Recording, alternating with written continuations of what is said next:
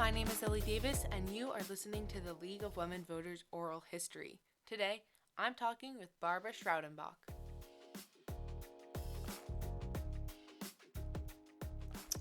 My husband and I moved to Radnor in 1986. We had lived downtown for 22 years, having moved there from St. Louis. And I got involved in the league because A, we didn't know too many people out here when we first moved, and B, my mother had always been a member of the league in St. Louis. She was not a bridge party person. She said, I want to get involved in voting and in judges, and you'll always meet people who have a good brain.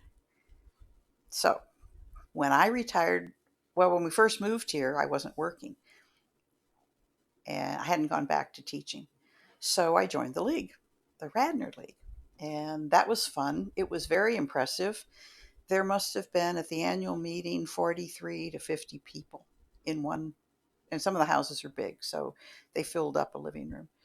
And at the annual meeting, they exchanged notebooks, which was really impressive. Um, Everything that someone had done the year before was documented, places, contacts, if you needed help with a local business person, whatever. And then we did whatever has to happen, set the policy for the next year, and had a potluck, always potluck dinner. Everybody helped contribute, and I met a few people who were real impressive. And I wasn't sure how I was going to fit in, what I could do, so I just attended meetings. Then I went back and started teaching, and I guess I was still a member of the league, but uh, I didn't go to any meetings because they were not in the evening so much. Um, and of course, there was no computer, no no internet then. So when I retired in 2006, then I became a lot more active. And I met Linda Saul and a few other people like Roberta. She had been in the school district, but I didn't really know her because she was at an elementary school. Um, and Linda Saul and I got interested in the environmental part of the things the league was doing. And about that time, the league was doing a Marcellus Shale study. And I have that book here. It's interesting to know about all the studies and how to conduct a study. We have to pass that on now that Roberta has stepped down as president. Ms. Schraudenbach brought a few different historical materials to share during our interview, one of which was an in depth study that the Radnor League did on shale. A group in Indiana County asked for help, and they put together this fabulous book. I'm looking at a three-ring notebook about Marcellus Shale and all the questions that they had about what in the world. They documented a lot of stuff and what it was going to do to the environment. And they went to the state league and said, please do a statewide study on this and help us figure out what's going on. And so then Radnor did a study here because they had asked for help, and that was really quite exciting. Roberta got very busy with pipelines as well. So that's how I sort of got involved in the league. And then we ran into trouble. We have so many wonderful people that were part of the board and active in our league that they got political jobs or are appointed different jobs with the township. So we kind of needed to say, well, where are our members? You know, what are we doing? We've got to keep coming up with new people. Are we going to join with a couple of the other leagues who are experiencing the same problem, like Lower Marion and Marble Newtown? So we had a big meeting with somebody from the state that came down and said, well, you have that choice, and maybe you ought to have a meeting of all the people that were once so active in the Radnor League as officers, and maybe you ought to talk about it. So we did have a big, important meeting at Cheryl Tamola's house, and we decided that maybe Linda Saul and I could do a co-presidency, and we would share the duties. We would also dedicate the year to co-presidenting with the other two leagues, the Marple Newtown and Lower Merion, and that's what we did. And we did a lot with the Marcellus Shale. We got very active with some of the things that the state was doing, and it turned out to be a couple years. We were like waiting for Roberta to get off the uh, state league and to come and be president of the Radnor League, and that worked out fine. That's that. I'm still in touch with Linda, and she comes out. But anyway, um, Ms. Schraudenbach also brought an informative brochure on the United States of Alec. but in this magazine, they talk about from Common Cause the United States of Alec, and I said, "Oh, I forgot about that." How businesses started influencing with lobbying and getting people that they could control, perhaps, or had their philosophy of how to govern into governments all across the country. And this is scary. Um, it tells you what ALEC, the acronym, stands for. This is fabulous to look at. Um, Ms. Schraudenbach also brought a DVD of the movie Iron Jawed Angels. the other thing that we have, and all this was happening while Linda and I were president, we have this from Carol Green. And if you've never seen this, we showed this at the library one year. Uh, Iron Jawed Angels. This is fabulous. But to get the idea that it takes so long to get from point A to point B, and that's why we celebrate the toast to tenacity. Radnor's League was started at the same time that we had the right to vote in on August 26th. The 19th Amendment was passed. Ms. Schraudenbach also brought a booklet from a state league convention, including some awards given to local Radnor League members. During my time as president, Linda Saul and I went with the other presidents of those other leagues. We went to a state convention, and there's a fabulous poem in here by Anna Strawbridge, who, in 1958, she was a mover and shaker. And so this award was created. Roberta has been given the Strawbridge Award. And what happens is you write up, here's when Cheryl got it. And it's a nice piece on Cheryl. You might want to look at this. I can't find Roberta's. I don't have a copy of this book for Roberta. What it turns out to be is a fundraiser for the state league. We paid to have this. And the local league, it's an honor. If the local league votes to say who's going to be put up. But it's a wonderful poem in here from Anna Strawbridge about her time on Block Island and how wonderful it was that everybody came over to the New World. We were free. And what are we going to do about it? Are we going to plan? Are we going to work? Are we going to lead? Or are we going to just sit and dream? And that's what what you can do at the beach. So I thought you should look at that. Ms. Schraudenbach also brought informational materials about how the league runs. The other thing that I came up with are copies, and I don't know that I collected. These are copies of all of the minutes from 2009 to 2011. I didn't know that this even existed. At some point, this came into my possession. But there are all kinds of fabulous books that used to be printed from the State League on what the treasurer does, what the president's packet, what you should be doing, what you should know about. But again, I don't think the State League went through some tough times. So anyway, I'm going to share this with some of the new members, because we are right now, we're being run by a leadership collective. And Jillian is the titular head as being president, but um, nobody thought that they wanted to be president after Roberta. And so we're all sharing advice and we're trying to figure out what we are going to do, with always the idea that the league could go away. We'd hate to have that happen, but you have to have some people.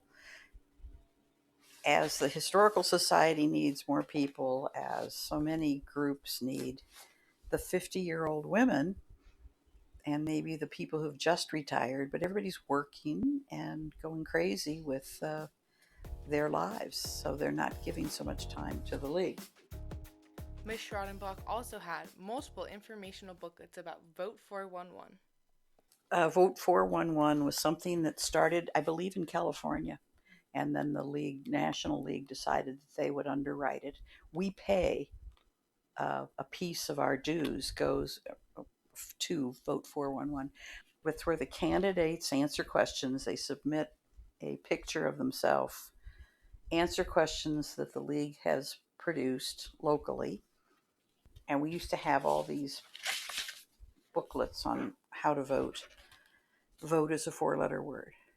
That was something, I don't know if Roberta coined that or if that was something that this came up from the league, maybe the state league. Sometimes it takes a 4-letter word, but I think she shortened it to vote as a 4-letter word. But there's some fabulous, I was just reading this and getting quite taken with all that still has to be done. We're paying for 50 vote 411 signs to put in people's yards this year, professionally made. And Gala wanted us to get those. And that'll be part of our display at the library. So the league is trying to get Facebook. We're trying to get advertising at the library. Like right now, there's nothing in those library cases. But we are signed up for October for the election. But I don't know if there'll be anything between now and then. Ms. Schraudenbach also described the flaws with the Radnor recycling system, or the lack thereof. We're trying to get a handle on what's horribly gone wrong in our township is that there is no recycling. It all is getting burned in Chester. And I'd like to work on that. I don't know. I mean, I'm passionate about that. I don't know when I could get started on it. So that has to happen. It's ridiculous. We're not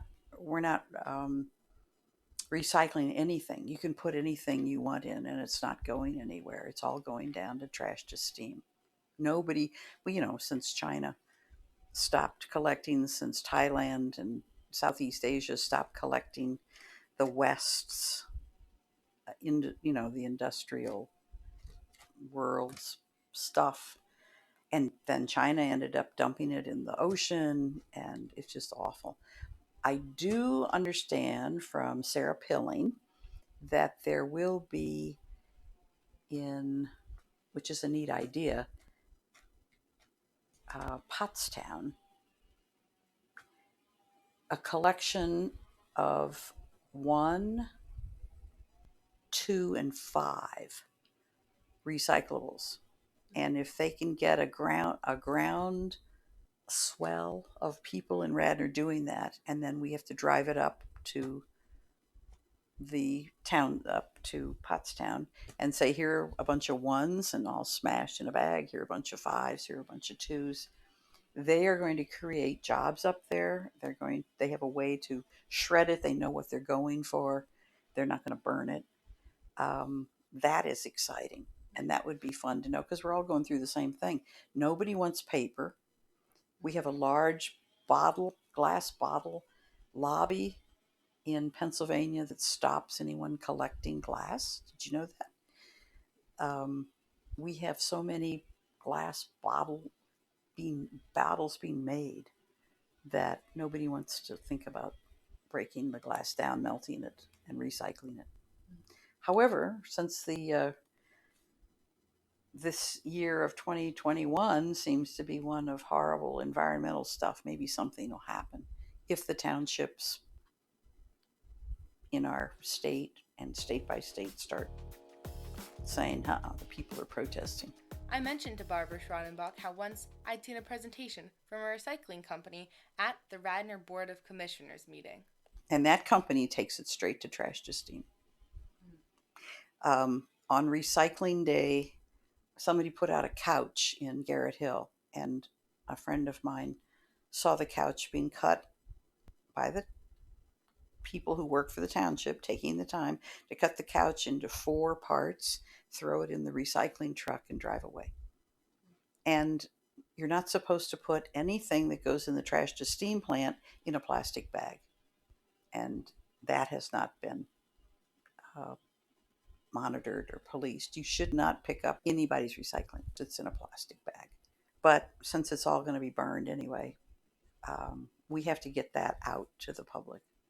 It's ridiculous. And it's a lie, and everybody thinks, wow, I'm doing my patriotic thing. We all got into recycling, and then nobody wants the paper. They like clean paper. There's all this Amazon boxes. Everything is, and it isn't good cardboard anymore. So I don't know what's going to happen, but there has to be a way to figure this out. Mm-hmm. If you smash your boxes and take off I think we learned at that township meeting that you could not have any plastic printed labels on your boxes. Well, nobody's doing that. You're supposed to take all that off if it's truly going to be recycled as paper pulp. And that's not happening. People just throw the trash. Oh, this is recycling, and I'll put my newspapers in it, and I'll do this, and I'll do that, put in my soda cans. So I would like to work on that and finding out what Radnor can do. On the other hand, there's also include gerrymandering. Gerrymandering, and how wonderful that we discovered Amanda Holt. Amanda Holt was a librarian from Allentown who wrote, somebody found out about her idea. She came up with a way to divide up the state. She loved to do puzzles. And so she said, I can do this. So she put a lot of stuff in the computer, and she divided up the state into equitable. She knew what the rules were. So many Republicans, so many Democrats. If you have a bigger population, you divide it up evenly. And she came up with a great plan and presented it to the state. And we found out about that. And so we had her as a speaker at our civic participation luncheon. And she got approval by the Supreme Court of Pennsylvania to, yes, we'll take your map.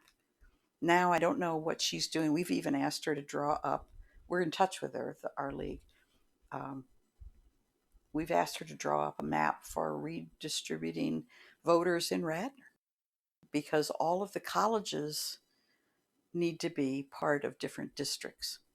The local township Democrats and Republicans don't always like when there's a big presidential election, you just have an influx of voters. Mm-hmm. And then in other years, when you don't have every 4 years, then you don't have a need to have a polling place. So there are ways to divide that up, and we need to divide up the school district population. We have too many kids at Radnor Elementary. We don't have enough people at Ithan anymore. That's going to be cute. So we've asked Amanda to look into a couple of things locally. She has a great sense of putting information and statistics into a computer. Barbara also shared some of her favorite aspects of the league. Yeah, and it was great that we have the high school group. That's wonderful. The dinner or the lunch at Overbrook has been fun. Mm-hmm. The best thing about the fall festival is that we now have a canopy that we got for $10. She also spoke about her personal motivations for being in the league.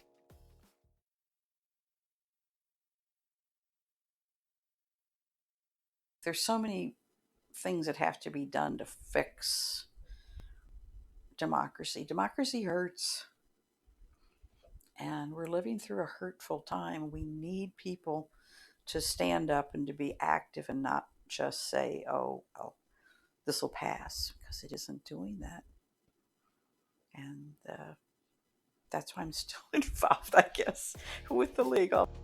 We finished our conversation discussing the trustworthiness of the league as its main strong suit. Well, there are an awful lot of really good people, and fact checking 411 is, I was thinking about that actually today. Um, we need to know the league's albatross around its neck is that we don't make quick decisions. It's been our strength. We want to make a policy change. We want to talk about fracking and all the bad stuff that it is doing while it's giving us a clean, cheap, gas.